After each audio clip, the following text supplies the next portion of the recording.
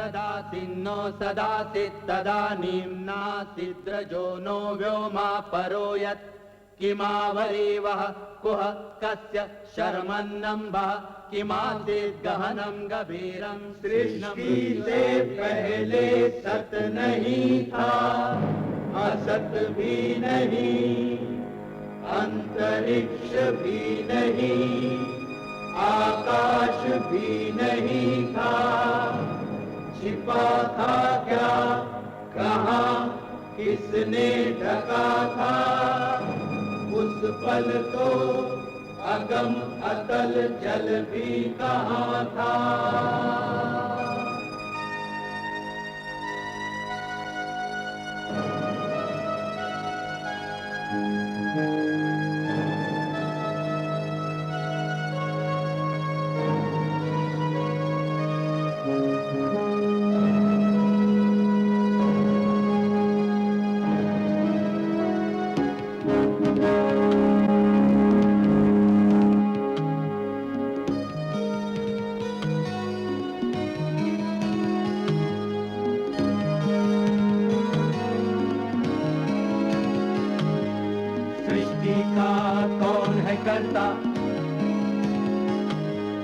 करता है वा अकर्ता, ऊंचे आकाश में रहता, सदा अध्यक्ष बना रहता, वही सचमुच में जानता या नहीं भी जानता है, किसी को नहीं पता, नहीं पता, नहीं है पता, नहीं है पता।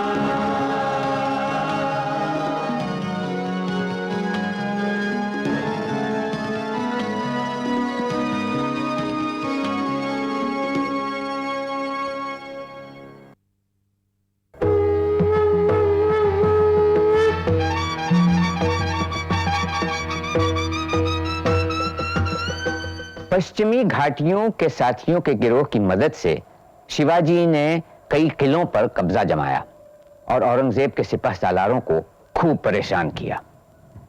दक्कन के मुगल हाकिम उससे इतने खौफजदा थे कि वो अपनी हिफाजत के लिए उसे धन देने लगे। यही वो चौथ यानी लगान का चौथा हिस्सा था जिसे मराठा जहां जाते वहां वसूल करते। इस तरह मराठा शक्ति बढ़ती गई और मुगल सल्तनत कमजोर होती गई। संपतराव जी, विश्वास नहीं होता कि यहाँ की सारी जमीन कभी बंजर थी। सब शिवाजी महाराज के करामात है। उन्होंने शुरू में ही ठान लिया था कि यहाँ के कुनबी और किसानों की जिंदगी बदल दूंगा। इससे तो कुनबी खुश हुए, लेकिन महाराज ने अपनी बिरादरी वालों के साथ कई बार ठीक से सुलूक नहीं किया। जावली के चंद्रराव मोरे की बात कर रहे हो?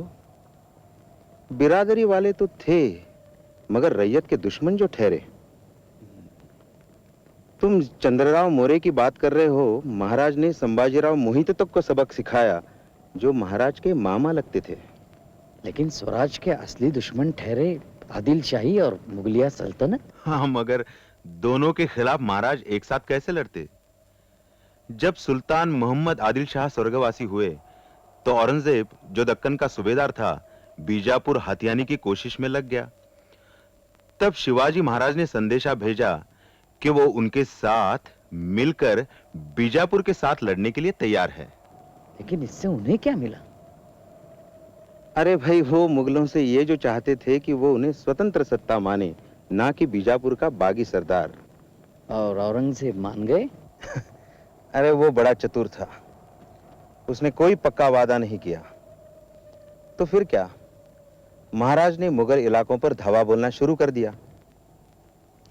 जब बादशाह शाहजहां की बीमारी की खबर मिली तो औरंगजेब ने कहीं जाकर शिवाजी महाराज को संदेशा भेजा रघुनाथ पंत के साथ, जो औरंगजेब के दरबार में शिवाजी की तरफ से दूत बना हुआ था। पहले तो तुम्हारा शिवाजी राजा मदद का पैगाम भेजता है और फिर मुगल इलाकों में लूटमार मचाता है। ये आखिर क्या मजाक है? हुजूर, शिवाजी राजे अपने किए पर पछता रहे हैं।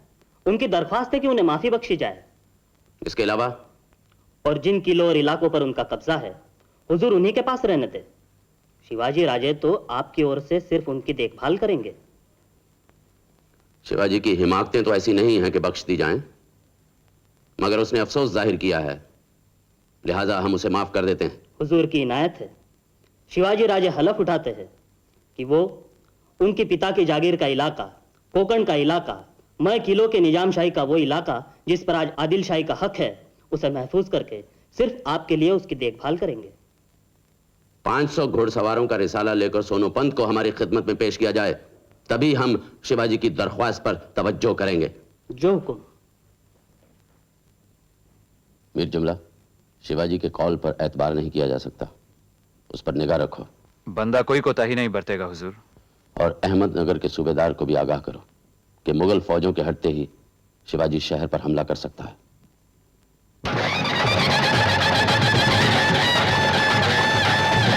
शिवाजी महाराज ने अहमदनगर के बजाय कल्याण पर धावा बोला, जहां बहुत सारा शाही खजाना जमा था। वहां से आगे बढ़े और कई और गढ़ों पर अधिकार जमाया, जिनमें सबसे कीमती था माहुली।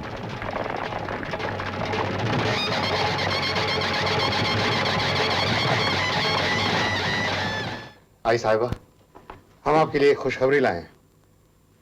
शुभा, आप तंदुरुस्त हैं, खुश हैं। हमारे लिए यही सबसे बड़ी खुशखबरी है। ये लीजिए, माहुली के किले के खजाने की चाबियां। माहुली का किला? राजे, क्यों पुराना जख्म हरा करते हो? हाँ साहिबा। वो दिन हमें आज भी दिखाई पड़ता है। आपके आबा साहेब माहुली का किला उतर कर नीचे गए, पैदल, सर पर पगड़ी नहीं, कमर में तलवार नहीं, साथ में नन्हे मुर्तजा शाह। माहुली छीन गई, बिना शर्त समर्पण करना पड़ा था। उस दिन इच्छा हुई थी कि किले से फलांग कर हम अपनी जान दे दें। आई साहिबा, अगर आज आपके पिता यहां होते। हमारा घुड़सवार बंगलुरु के रास्ते पर है। हम माहुली का किला आबा साहब को सौंपना चाहते हैं। नहीं राजे, उन्हें सुल्तानी मुमानियत है। होगी, किला उन्हें हम पेश कर रहे हैं, सुल्तान से हमें क्या डर। बेड़ियों से बंधा हुआ इंसान उनसे दुलार करने लगता है। क्यों नहीं तलवार उठाकर बंगलुरु से बाहर निकले? आई साहिबा, आपका अंदाजा बिल्कुल सही निकला। औरंगजेब शाही तख्त पर अपना हक जमाने के लिए दिल्ली की तरफ बढ़ रहा है। भाई भाई के बीच महाभारत होगा दिखता है। हम किसकी मदद करेंगे राजे? ये मुगलों का आपसी मामला है, वो निपटते रहें। हम तो मौके का पूरा पूरा लाभ उठाएंगे। इस वक्त जितना इलाका, जितने किले छीनते बने, छीनेंगे। शुक्र है खुदा का कि शहजादा औरंगजेब दिल्ली लौट गए। परसों से वह हमारे लिए खतरा बने रहे। हमने बाहरी दुश्मनों से तो निजात पाई है, मगर हमारे अंदरूनी दुश्मन चूहों की तरह यहां वहां सल्तनत को कुतरने की हिमाकत कर रहे हैं। वक्त आ गया है कि हम उन चूहों को मार भगाएं, बल्कि उनकी बिलों को हमेशा के लिए मूंद दिया जाए। बड़ी साहिबा, जिन्होंने वफादारी की कस्में खाई हैं, वही बगावत को बढ़ावा दे रहे हैं। जो फर्जंद सल्तनत आदिल शाही कहलाते हैं, वही अपने बेटे को तबाही करने पर उकसाए तो सल्तनत का क्या होगा? बड़ी साहिबा, हमें बिला वजह जलील किया जा रहा है। हमारे दुश्मन हम पर कीचड़ उछालकर हमें बदनाम करना चाहते हैं। राजा शाहजी भोसले, आप समझदार हैं, हमारी सल्तनत के पुराने खादिम हैं। हमें उम्मीद थी कि आप अपने बेटे को सही रास्ता दिखाएंगे, मगर ऐसा नहीं हो रहा है।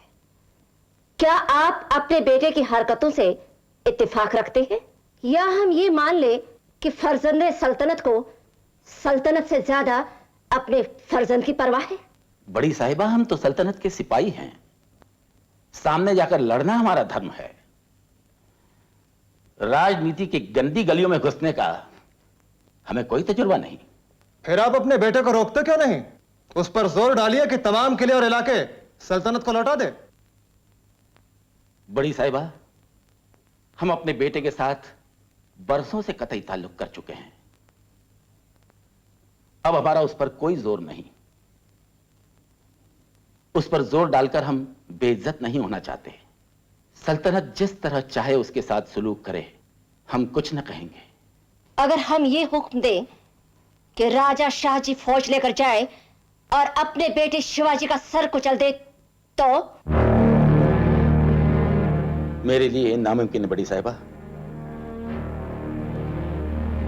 बाकी आपके हाथों में। तब हमारे पास आपको कैद करने के सिवा कोई और चारा नहीं।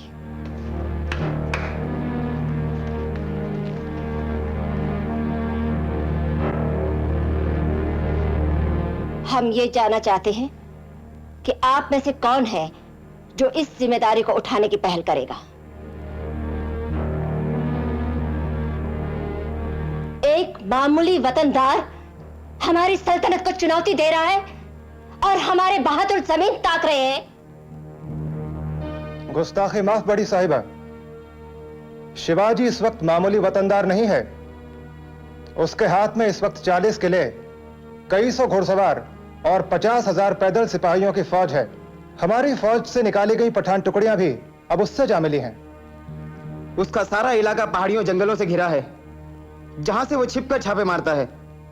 शिवाजी से सामने लड़ना मुमकिन नहीं। वो सामने आता ही कहां है। यानी आप सब लोग उससे इतने खौफजदा हैं कि मुकाबले के नाम से किकी बंद हो जाती है। फिर हमें ही उसका बंदोबस्त करना होगा। इस बंदे के रहते बड़ी साहिबा को जहमत उठाने की जरूरत नहीं। जीते रहो अफजल खां, हमें तुम पर नाज है। मैं हुजूर के सामने हलफ उठाता हूं कि शिवाजी मरहटे को मैं उसके टट्टू के उठा लाऊंगा और मुझे घोड़े से भी नहीं उतरना पड़ेगा। खुले मैदान में उतरकर मुकाबले के लिए तैयार ना हो तो तुम्हें उसे फरेब से घेरना होगा। डरा फुसलाकर उसे यह यकीन दिलाना होगा कि हम उसे माफ कर बहाल करने को तैयार हैं। जैसे भी हो उसे जिंदा या मुर्दा पकड़ कर लाओ। आप बेफिक्र रहें बड़ी साहिबा, उसे पकड़कर मैं आपके सामने लाऊंगा। जिंदा या मुर्दा ये अल्लाह तय करेगा। निकलने से पहले सारे देशमुखों और मराठा सरदारों को हुक्म भेजो कि वो शिवाजी के खिलाफ हमारी मदद करने को तैयार रहें, वरना हम उनकी जागीरें जब्त कर देंगे। सुल्तान अली आदिल शाह वालिय बीजापुर का अजराह नवाजिश शाही फरमान कान्होजी जेधे के नाम। सन सुहूर 1059 शिवाजी ने हमारे इलाके के कई किलों पर नाजायज कब्जा जमा कर रखा है। उसे वहां से बेदखल करने और शिकस्त देने के गर्ज से हमने खाने आजम अफजल खां जंग बहादुर को उस सूबे का सूबेदार मुकर्रर किया है। लिहाजा आपको हुक्म दिया जाता है कि आप उनके कहने के मुताबिक चलें।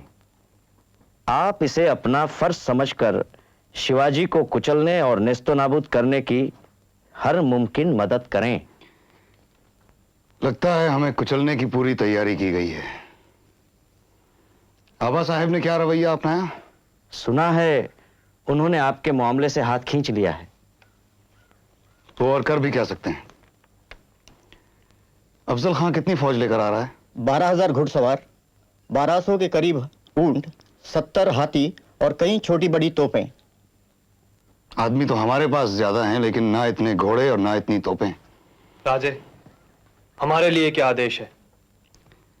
ये साजी, हम अफजल खां से लड़ेंगे, लेकिन मैदान में नहीं।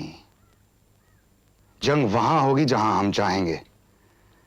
आप सारे किलेदारों को आगाह करो कि सतर्क रहें और हमारा कोई आदमी खान से ना भिड़े। और कान्होजी जेधे को क्या जवाब दे? देखो, शिवाजी राजे की ओर से कान्होजी जेधे, टापे भोर, किला रोहिदा। आपने जो पत्र भेजा उससे सब कुछ मालूम पड़ा।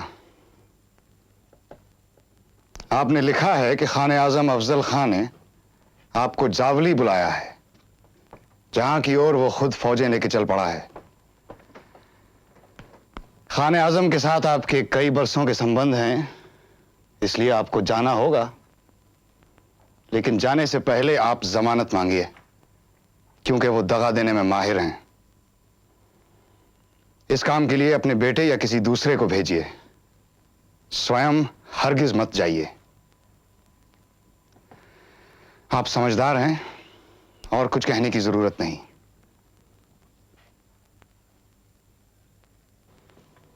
अफजल खां आपको पकड़ने आ रहा है। अब आने दो। राजे अफजल खां को आपसे खानदानी बैर है। उसी ने आपके पिता को बेड़ियां पहनाकर जिंजी से बीजापुर तक घुमाया था। उसी ने कनकगिरी की लड़ाई में आपके बड़े भाई संभाजी राजे को धोखे में रखकर उनकी जान ले ली थी। और अब अगर खान मराठा रियासत में घुस आया तो हम उसे वापस नहीं जाने देंगे। इसीलिए हमने जावली जाने का फैसला किया है। आप और शंभू राजे यहीं रहेंगे। बारिश सर पर है और जावली जंगल। खान हमें ढूंढता हुआ जावली के जंगल में घुसेगा, घुसेगा और फंसेगा।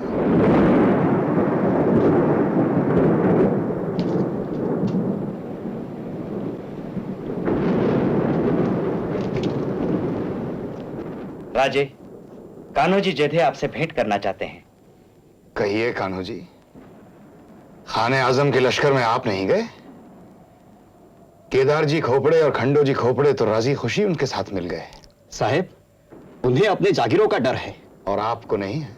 साहेब, आपके पिता राजे शाहजी महाराज के कहने पर मैंने आपकी सेवा की। मैं वचनबद्ध हूं। मैं और मेरे 5 बेटे साहेब की तरफ से लड़ेंगे, चाहे मेरा वतन किसी के हाथ जाए। हम वचन नहीं तोड़ेंगे। मराठा राज्य के लिए आप वतन त्यागने को तैयार हैं? साहेब के लिए वतन का त्याग भी कर दूंगा। पंता जी, पानी का कलश लाइए। आप हाथ पर पानी डालकर जागीर त्यागने का शपथ ले सकते हैं? बिल्कुल।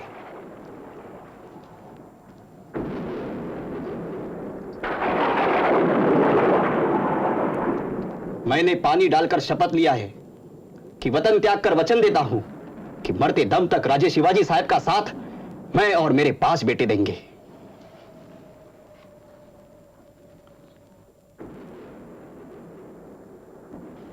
अब आप जाइए और मावल के बाकी देशमुखों को इकट्ठा करके उन्हें भी राजी कीजिए।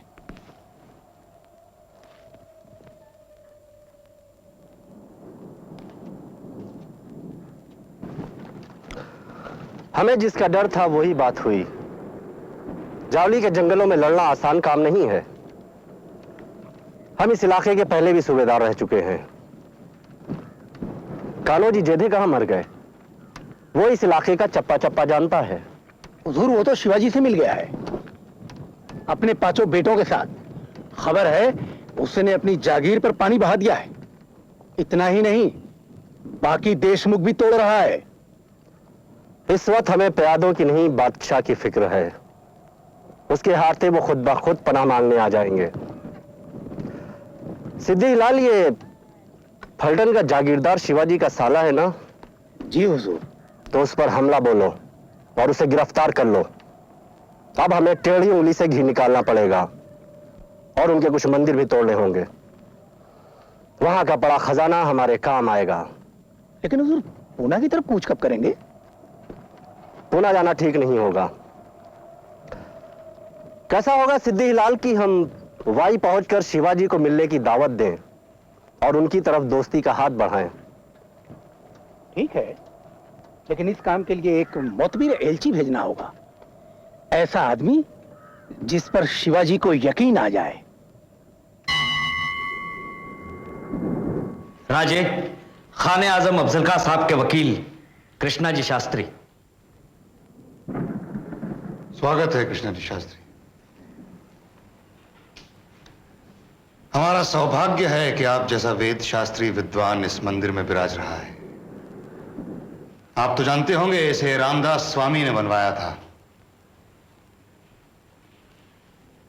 कहिए, वहीं से यहां तक की यात्रा कैसी रही?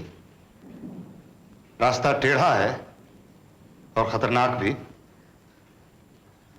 डरने की कोई बात नहीं, खतरा जंगली जानवरों का है। हमारी खुशकिस्मती है कि खान आजम ने हमें याद फरमाया। खान आजम आपको अपनी शुभकामनाएं भेजते हैं। शुभकामनाएं तो पंढरपुर और तुलजापुर से मिल चुकी हैं। खान आजम अगर हमसे खफा हैं तो ये गुस्सा मंदिरों और गरीब रियाया पर क्यों उतारते हैं? इसे नादान अधिकारियों की गलती समझिए राजे। खान आजम को भी इसका सख्त मलाल है। कहिए खान आजम का हमारे लिए क्या हुक्म है? वो आपसे दोस्ती चाहते हैं और पूछना चाहते हैं कि आपका इरादा क्या है। ये तो खान आजम के इरादों पर निर्भर है। हम चारों तरफ से घिरे हुए हैं। हम तो समझौता करना चाहते हैं, लेकिन खान आजम की मंसूबों की जिम्मेदारी कौन ले सकता है? कहीं वो हमसे दगाबाजी कर बैठे तो? दगाबाजी की गुंजाइश ही नहीं राजे। आप तसल्ली रखें। शास्त्री, आप माता भवानी के दरबार में बैठे हैं। क्या आप माता के सामने सौगंध खाकर कह सकते हैं कि अफजल खां की नीयत में कोई खोट नहीं? बोलो शास्त्री, यकायक चुप क्यों हो गए? चाकर भले हूं तुर्कों का, मगर पैदा हुआ हूं ब्राह्मण परिवार में। भवानी माता के सामने झूठ नहीं बोल सकता। तो बताइए, हम अफजल खां से भेंट करें या नहीं? भेंट से तो आप बच नहीं सकते, मगर मैंने जो विजापुर में अफवाहें सुनी थी उनसे लगता है कि आपके साथ विश्वासघात होगा। और मत कहलवाइए, मैं अपने आका का नमकख्वार हूं और देवी के आगे झूठ भी तो नहीं बोल सकता। एक बेचारे ब्राह्मण की परीक्षा मत लीजिए राजे। हम आपकी परेशानी समझते हैं कृष्णा शास्त्री। हमारी तरफ से खान आजम से एक गुजारिश कीजिए। याद रहे, मंदिर में झूठ बोलने से हम भी डरते हैं। सच तो यह है कि हम खान और उनकी फौजों से खौफजदा हैं, इसलिए उनके पड़ाव में जाने से हम कतराते हैं। आप उन्हें हमसे यहां पार में मुलाकात करने पर राजी कीजिए। साथ में सिर्फ 4 आदमी लेकर आएंगे और हम भी ऐसा ही करेंगे।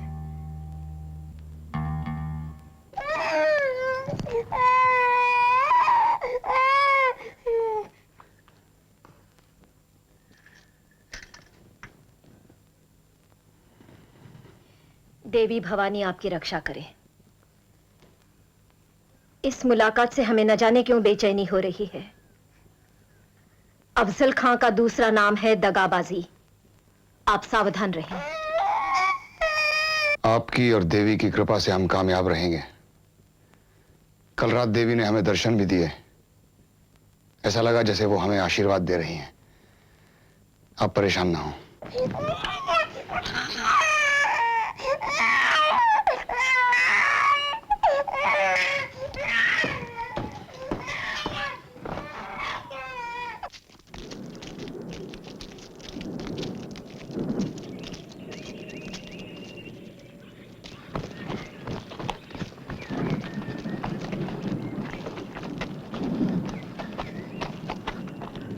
हुजूर, तयशुदा शर्तों के मुताबिक तो सिर्फ 2 ही खिदमतगार जा सकते हैं।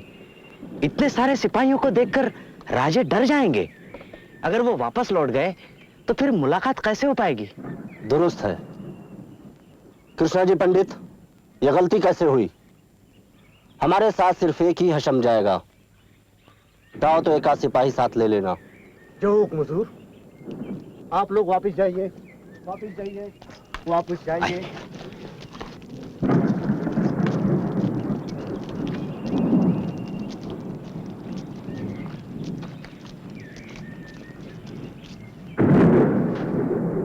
राजे खां चल पड़ा है। हम भी तैयार हैं। आपके साथ कौन जाएगा? संभाजी भावजी और जीवा महाला साथ चलेंगे। सिद्दी इब्राहिम 10-12 लोगों के साथ कुछ दूरी पर रहेंगे। राजे, क्या आप ही को जाना पड़ेगा? मेरा मतलब है और नहीं, कोई? हमें ही जाना होगा। पता नहीं अफजल खां की मंशा क्या है। तोप का इशारा मिलते ही तुम आक्रमण शुरू करना। मेरे आदमी सब तैयार हैं राजे। येसा जी, अगर हम लौट कर नहीं आते। राजे, अशुभ मत बोलिए। अगर हम लौट कर नहीं आते तो हमारे अष्ट प्रधान बाल राजे को गद्दी पर बिठाकर मां साहिबा की सलाह से हमारा काम आगे बढ़ाना।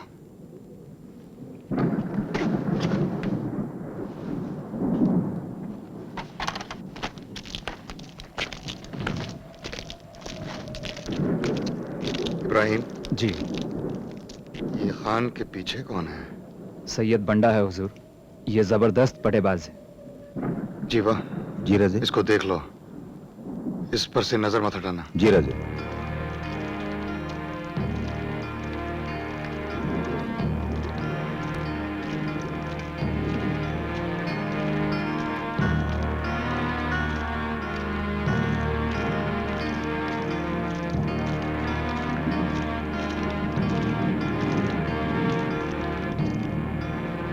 खान आजम अफजल खान, जंग बहादुर सिपह सालार, महाराज शिवाजी भोसले। तो तुम ही हो फर्जंदा सल्तनत आदिल शाही, शाह जी के बेटे शिवाजी। महीन हो मगर ज़हीन दिखते हो। जनाब की इनायत है। तब तो तुम हमारे पुराने दोस्त और साथी के फर्जंद हो। आओ बेटे, दूर क्यों खड़े हो, हमसे गले मिलो।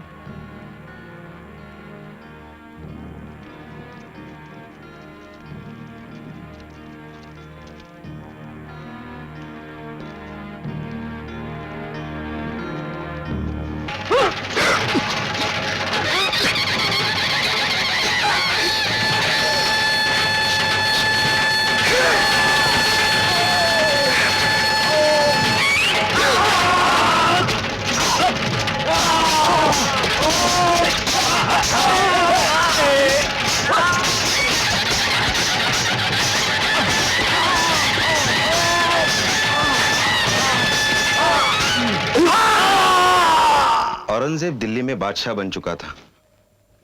उसने ये समाचार पाया तो चुप रहा। वो चतुर था। फिर महाराज ने बंधावा भेजा तो उसने भी सिरों पर रवाना किया। लेकिन फिर भी महाराज ने मुगल इलाकों को नहीं छोड़ा। फिर औरंगजेब ने शाइस्ता खां को भेजा। हाँ, शाइस्ता खां 77,000 घुड़सवार और 30,000 पैदल सिपाही लेकर रास्ते में तबाही मचाता हुआ पुणे पहुंचा और लाल महल में, महाराज के रिहाइश वाले महल में डेरा डाला। महाराज ने कुछ प्रतिकार नहीं किया? कैसे करते। अफजल खां की मौत की खबर मिलते ही बड़ी बेगम ने विशाल सेना महाराज को पकड़ने के लिए भेजी और महाराज कोल्हापुर के पास पन्हालगढ़ में घिर गए। कुछ 4-5 महीनों के बाद रात के अंधेरे में जब मूसलाधार बारिश हो रही थी, महाराज वहां से भागकर राजगढ़ पहुंचे। मगर पुणे में शाइस्ते खां जो बैठे थे, वो फिर कभी। इसी बीच शहाजी महाराज अपने बेटे से मिलने स्वराज्य में पधारे।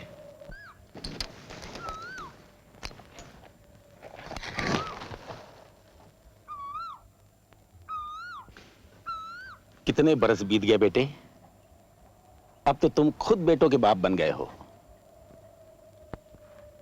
रानी साहिबा, हमें लग रहा है कि हम आईने में अपना प्रतिबिंब देख रहे हैं, 30 बरस पहले का, है ना? जी महाराज। माहौली पर तुम्हारे विजय की खबर सुनी तो आंखें भर आई। तभी से तुम्हारे दीदार के लिए आंखें तरस रही हैं। राजे, आपके पिता भावुक है। ये कविता और शायरी का शौक करते हैं। राजे, कविता और शायरी के शौक ने ही हमें तुम्हारी मां साहिबा के व्यंग को समझने और सीखने की ताकत दी है।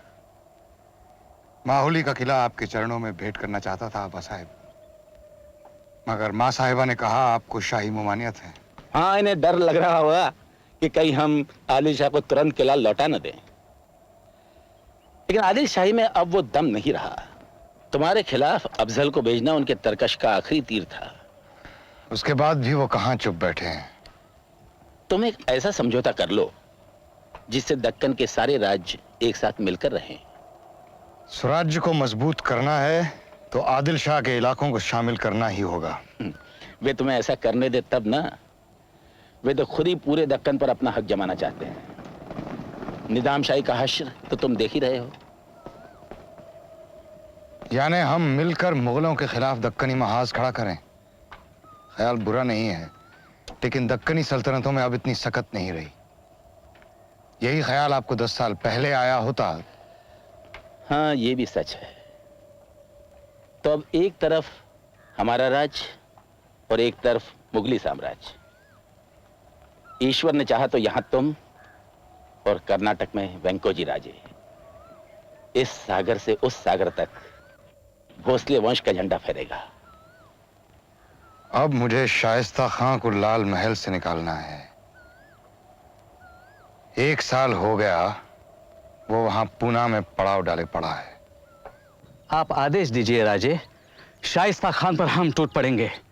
तलवार मैन में पड़ी पड़ी जंग खा रही है। नहीं ताना जी, हमारी ये मारो भागो वाली युद्ध नीति अब काम नहीं आएगी। हमें कोई नई जुगत भिड़ानी पड़ेगी। राजे, पुणे से एक फकीर आए हैं। फकीर? भेजो भेजो। कहिए बहिर जी नायक, कोई संदेशा लाए हैं? शरीफ जी औरंगाबाद कर के लिए अष्टमी का मुहूर्त सुबीते का है राजे। उस रोज दूल्हा आधी रात को भंग पिएगा, खादिम जाम लेकर सेवा में हाजिर होगा। येसा जी, हम अष्टमी की रात को लाल महल पर धावा बोलेंगे। हमें 1000 सिपाहियों की 2 टुकड़ियां चाहिए जो पीछे से हमारी सुरक्षा करेंगी। हमारे साथ अलग से 400 सधे योद्धा चलेंगे। हम स्वयं 20-30 आदमियों को लेकर महल में घुसेंगे। मगर सारे पुणे शहर में शाइस्ता खां की फौजें फैली हुई हैं। जसवंत सिंह के हजारों सिपाही हैं। हर चौक और चौराहे पर दिन रात का पहरा लगा हुआ है। जब शाइस्ता खां नींद में गाफिल होगा तब उस पर हम अचानक टूट पड़ेंगे। वो सपने में भी नहीं सोचेगा कि हम ऐसा दुस्साहस कर सकते हैं। राजा का लाल महल था जिस पे शाइस्ता खां का हक था। समय भी आधी रात का था, खान भी नींद में गाफिल था। चला राजा जो धनुष का तीर, जी जी जी जी जी जी। चला राजा जो धनुष का तीर, जी जी जी जी जी जी। काट के सिपाही पल भर में घुसा शिवराज सेज घर में। खान की आंख खुली तो क्या, सामने मौत खड़ी है क्या। यकायक चिल्लाई बेगम, क्षमा को बुझा दिया उस दम। खान की जाती थी अब जान, लपक कर उसने भरी कुदान। राजा ने वार किया तो जरूर, मगर किस्मत को न था मंजूर। अंधेरे में दिखता कुछ भी न, खान की कटी उंगलियां थी न। सेनापति दुम दबा के भागा, जी जी जी जी जी जी। सेनापति दुम दबा के भागा, जी जी जी जी जी जी। सेनापति दुम दबा के भागा, जी जी जी जी जी जी। सुना है आप पूना गए थे? आई साहिबा, हम पूना से आपके लिए एक खुशखबरी लाए हैं। औरंगजेब बादशाह के मामा अमीर उल उमरा नवाब बहादुर मिर्जा अबू तालिब जनाब शाइस्ता खान अपनी 3 उंगलियां हमें सौंपकर खुद अंधेरे में लाल महल से गायब हो गए। शुभा, हमें वचन दे दो कि ये इस तरह की आखिरी मुहिम थी। आप अपनी जान खतरे में नहीं डालोगे। हमारी उम्र देखो। अब सीधे औरंगजेब से मुकाबला है और आप। शिवाजी महाराज जानते थे कि अब दिल्ली के बादशाह से लड़ाई छिड़ने के दिन दूर नहीं है, लेकिन उसके लिए धन इकट्ठा करना जरूरी था। फिर सन 1664 में महाराज ने सूरत का नूर उतारकर करोड़ों हूनों की दौलत हासिल की। हासिल की या लूटी? अरे भाई श्रीधर पंत, राज्य क्या सिर्फ तलवार और मीठी बातों के बल पर चलता है? फिर औरंगजेब भी बौखला गया होगा? नहीं, वो भी टक्कर का आदमी था। इस बार इसने राजा जयसिंह को 80,000 की फौज देकर रवाना किया। राजा जयसिंह पुराना खिलाड़ी था। उसने महाराज का सफाया करने के लिए शक्ति और युक्ति दोनों का प्रयोग किया। महाराज चारों तरफ से घिर गए और आखिर उन्हें हार माननी पड़ी। इससे उनके साथी नहीं बिगड़े? क्यों नहीं बिगड़े? महाराज जब पनालगढ़ की लड़ाई में मुगलों के साथ शामिल हुए तो उनके सेनापति नेताजी पालकर जानबूझ के देर से पहुंचे और महाराज पराजित हुए। जब नेताजी को निकाल दिया गया तो वो झट से आदिल शाहियों से जा मिले। यहां राजा जयसिंह को चिंता हुई कि कहीं ऐसा ना हो कि महाराज भी आदिल शाहियों से मिल जाए। इसलिए उन्होंने फैसला किया कि महाराज दिल्ली जाकर बादशाह से स्वयं मिले। राजा साहब, अगर आगरा में हमारे साथ दगाबाजी हुई तो? राजा शिवाजी, आपके साथ दगाबाजी करने का साहस कौन कर सकता है? लोगों में तो आम है कि आप में एक दैवी शक्ति है जो हर बार आपको संकट से बचा ले जाती है। हाँ, देखना है इस बार संकट का निवारण कैसे होता है। ये संकट नहीं, स्वर्ण अवसर है। आप हमारी बात मानिए और आगरा जाइए। और फिर आप अपनी तरफ से तो नहीं जा रहे, बादशाह ने आपको बुलावा भेजा है। हो सकता है वो आपको दक्कन का सूबेदार मुकर्रर करें, वही दक्कन जो आज तक मुगल सेनापतियों के लिए दफनगाह साबित होता रहा है। क्या पता शायद आपके हाथों वहां हुन बरसें। मुगलों की चाकरी में बड़े खतरे हैं राजा साहब। दक्कन का राजा ही हमें स्वीकार कर ले तो बहुत है, लेकिन हमें उसकी नीयत पे शक है। राजा शिवाजी, आप बेखटके आगरा जाइए। आपका बाल तक बांका नहीं हो सकता। हमारे बेटे युवराज राम सिंह आपकी देखभाल करेंगे। हम आपको वचन देते हैं, अगर बादशाह आपको धोखा देता है तो हम भवानी माता के चरणों में अपना मस्तक चढ़ा देंगे। सूबाए दक्कन से सरदार शिवाजी।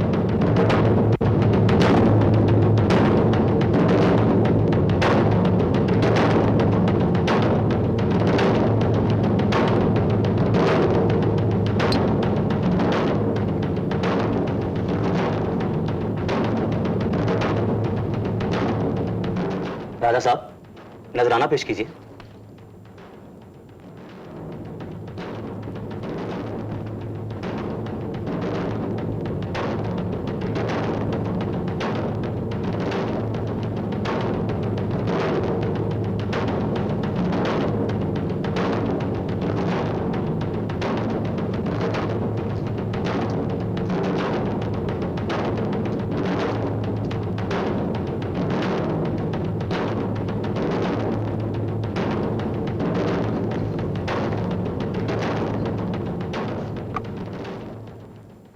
हमें कहाँ खड़ा किया गया है? 5000 मनसबदारों में। 5000 की मनसबदारी तो इस बच्चे संभाजी को दी गई है। ये हमारे सामने कौन खड़ा है? राजा जसवंत सिंह। ये भगोड़ा जो हमारी फौज को अपनी पीठ दिखा चुका है। हम ये बर्दाश्त नहीं कर सकते। हम जा रहे हैं। राजा साहब, राजा साहब, राजा साहब, राजा साहब, ये क्या कर रहे हैं आप? राम सिंह, तुम अपने बादशाह से जाके पूछो कि वो क्यों हमें जलील कर रहा है। हम जब से आए हैं हमारा अपमान किया जा रहा है। हमारे स्वागत को कौन भेजा जाता है? एक मुंशी। हमें पंच हजारी में खड़ा किया जाता है जसवंत सिंह के पीछे। हमें सिर्फ सरदार कहा जाता है। कहां के सरदार? हम स्वतंत्र सार्वभौम राजा हैं, किसी के झंडा बरदार नहीं। राजा साहब, इसका नतीजा अच्छा नहीं होगा। क्या कर लेगा तुम्हारा बादशाह? हमारा सर उड़ा देगा, यही ना? हमें इसकी परवाह नहीं। राजा साहब, हमारा अनुरोध है, आप चलिए। हम चाकरी करने नहीं आए हैं। हम नहीं जाएंगे।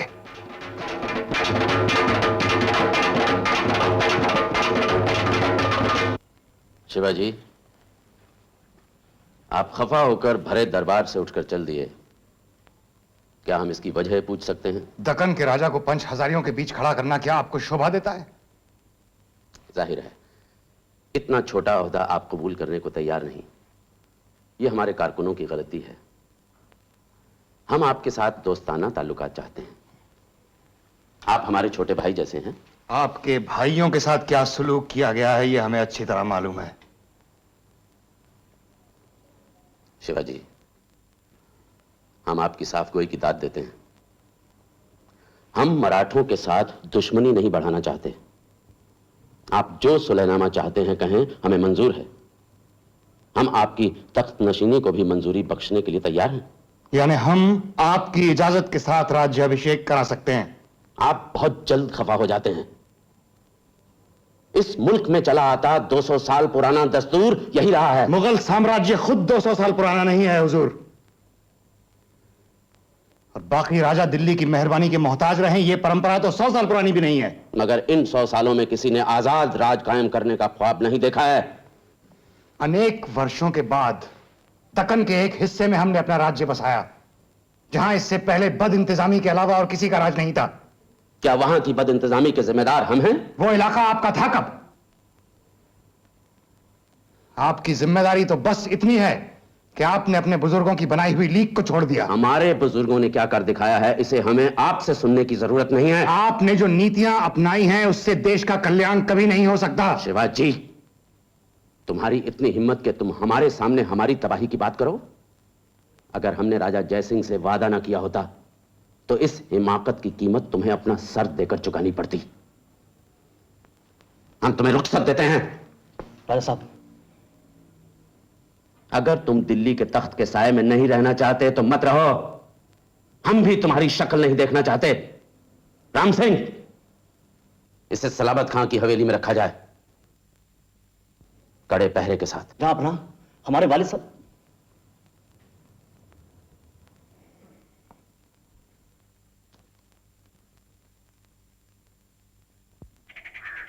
चार 5 महीनों तक महाराज को बंदी रखा गया।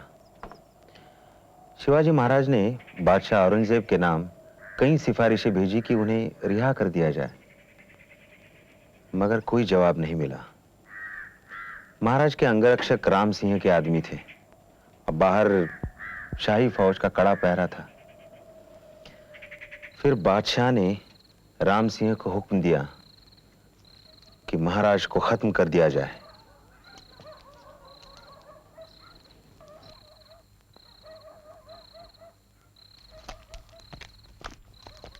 दरवाजा खोलो, खोलो दरवाजा।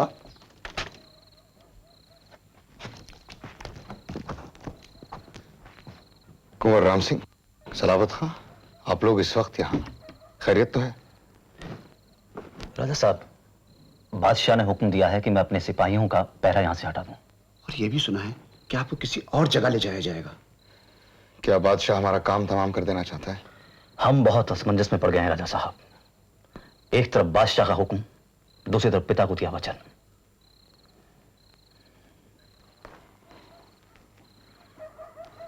क्या आप चाहते हैं कि हम आपको वचन से मुक्त कर दें?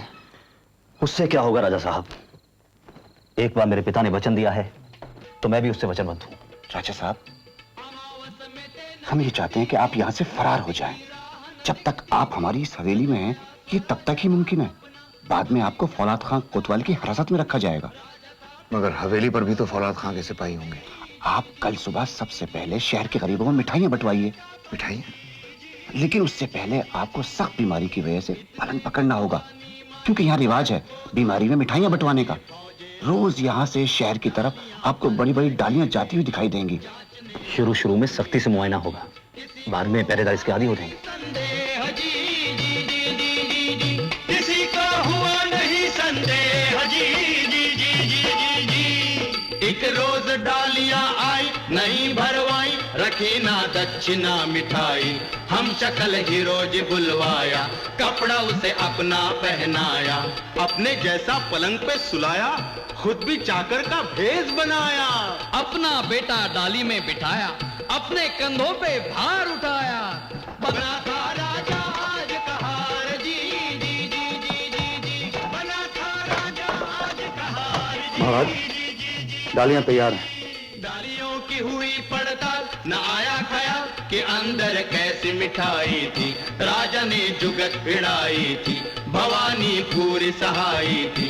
उड़ गया पिंजड़े का पंछी जी जी जी जी जी जी। उड़ गया पिंजड़े का पंछी जी जी जी जी जी जी। युक्ति से शक्ति रही ओछी जी जी जी जी जी जी। युक्ति से शक्ति रही ओछी जी जी जी जी जी जी। महाराज आगरे से कैसे गायब हो गए, इसके बारे में कई अटकलें लगाई गई हैं। एक फ्रांसीसी लेखक का कहना है कि खुद औरंगजेब ने उन्हें गायब हो जाने दिया, क्योंकि औरंगजेब उनका आगरे में क्या करता। वाह वाह वाह, बड़ी मेहरबानी की उसने। अरे महाराज सही सलामत लौट आए, यही बहुत है। उसके बाद उन्होंने एक एक करके अपने सारे किलों पर अधिकार जमाया, राज्य की इंतजाम की ओर ध्यान दिया। अब समय आ गया था कि महाराज मूर्धाभिषेक छत्रपति बने, लेकिन वो भी कोई आसान काम था? अरे हाँ, कुछ पंडितों का कहना था कि वे संस्कार विहीन थे। अरे बड़े बड़े शास्त्रार्थ हुए। फिर काशी के पंडित विश्वेश्वर शास्त्री गागा भट्ट ने शास्त्रों के प्रमाण पेश किए। तब कहीं जाकर किले रायगढ़ में जून 1674 में महाराज का राज्याभिषेक पंडित गागा भट्ट के हाथों संपन्न हुआ। श्रीधर पंत, ये दृश्य आज भी हमें दिखाई दे रहा है। स्वस्ति न इंद्रो वृद्धश्रवाः स्वस्ति नः पूषा विश्ववेदाः स्वस्ति नस्तारक्षो अरिष्टनेमि स्वस्ति नो बृहस्पतिर्ददातु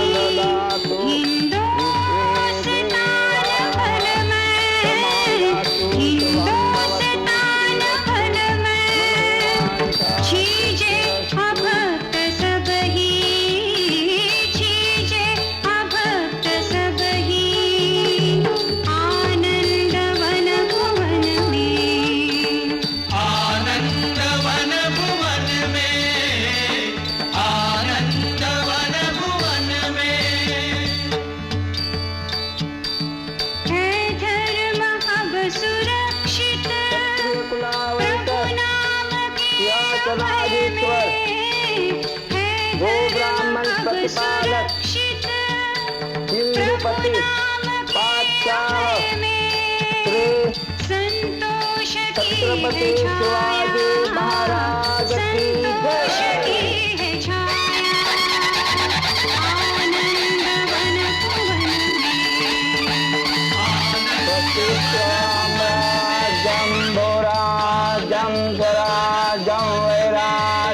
परमेष्ठम राज्यम महाराजमाधिपत्यमय समंत पर्यात इंद्र जिमी जंभ पर बाड़व सुअंभ पर रावण सदंभ पर रघुकुल राज है पौन बारी बाह पर शंभु रतिनाह पर जो सहस बाह पर राम द्विज राज है दावा द्रुम डुंड पर चीता मृग झुंड पर भूषण विपुल महाराज की जय। गगराज शिवाजी महाराज की कंस पर कान्ह जिमी कंस पर त्योमलेच्छ बंस पर शेर शिवराज है त्योमलेच्छ बंस पर शेर शिवराज है शेर शिवराज है शेर शिवराज है छत्रपति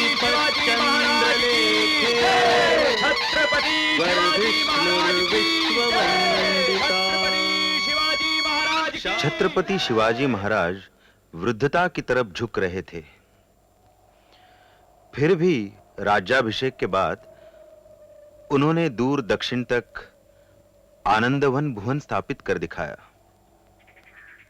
और 3 अप्रैल 1680 के दिन महाराज इस लोक को छोड़कर कूच कर गए। विजय गाथा समाप्त हो गई। आज 10 सालों बाद फिर गढ़ आना हुआ है। संपतराव सन 1883 में आया था, याद है ना? तब से आज तक आप शिवाजी महाराज की कथा सुना रहे थे। मैं कहने जा रहा था, आप गढ़ से उतर सकते हैं। कैसे? हम नहीं समझे। 10 बरस पहले आपने कहा था कि महाराज का हुक्म नहीं है, हम गढ़ छोड़कर नहीं जा सकते। लेकिन अब चल रहा है सन 1893। अपने गंगाधर पंत टिळक है ना, उनके सपूत बलवंतराव टिळक ने शिव जयंती का उत्सव शुरू किया है। शिवाजी महाराज दोबारा आए हैं संपतराव। आइए उनका स्वागत कीजिए।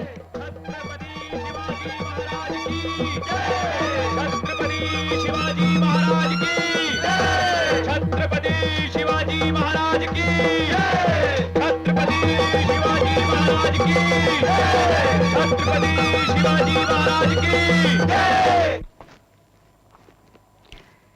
शिवाजी की मौत के कुछ दशक बाद मराठों का प्रधानमंत्री, जो पेशवा कहलाता था, राजा पर हावी होकर असली सत्ताधारी बन बैठा। दिल्ली का बादशाह मोहम्मद शाह रंगीला इतना कमजोर हो गया था कि उसने सारे दक्कन में चौथ वसूल करने का मराठों का अधिकार मंजूर कर लिया। इतना ही नहीं, पेशवा बाजीराव ने मालवा, गुजरात और मध्य भारत पर भी कब्जा जमा लिया। 1737 में उसकी फौजें सीधे दिल्ली के दरवाजों पर जा पहुंची। ऐसा लगता था पूरे हिंदुस्तान पर मराठा छा जाएंगे।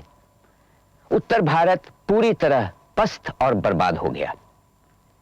फिर नादिर शाह के जानशीं अहमद शाह अब्दाली ने 1761 में पानीपत के पुराने जंगी मैदान में मराठों की एक बड़ी फौज को बुरी तरह हराया। पानीपत की हार ने मराठों को ऐन उसी वक्त कमजोर किया जब ईस्ट इंडिया कंपनी हिंदुस्तान में एक बड़ी ताकत बनना चाह रही थी। हिरण्यगर्भात् समवर्तताग्रे भूतस्य जातः पतिरेक आसीत् सदाधार पृथिवीं द्यामुते मां कस्मै देवाय हविषा विधेम। वह था हिरण्यगर्भ सृष्टि से पहले विद्यमान, वही तो सारे भूत जात का स्वामी महान, जो है अस्तित्वमान धरती आसमान धारण कर। ऐसे किस देवता की उपासना करें हम हवि देकर, जिसके बल पर तेजोमय है अंबर, पृथ्वी हरी भरी स्थापित स्थिर, स्वर्ग और सूरज भी स्थिर। ऐसे किस देवता की उपासना करें हम हवि देकर। गर्भ में अपने अग्नि धारण कर पैदा कर, व्यापा था जल इधर उधर नीचे ऊपर, जगा जो देवों का एकमेव प्राण बनकर। ऐसे किस देवता की उपासना करें हम हवि देकर। ओ सृष्टि निर्माता स्वर्ग रचयिता पूर्वज रक्षा कर, सत्य धर्म पालक अतुल जल नियामक रक्षा कर। फैली है दिशाएं बाहु जैसी उसकी सब में सब पर, ऐसे ही देवता की उपासना करें हम हवि देकर। ऐसे ही देवता की उपासना करें हम हवि देकर।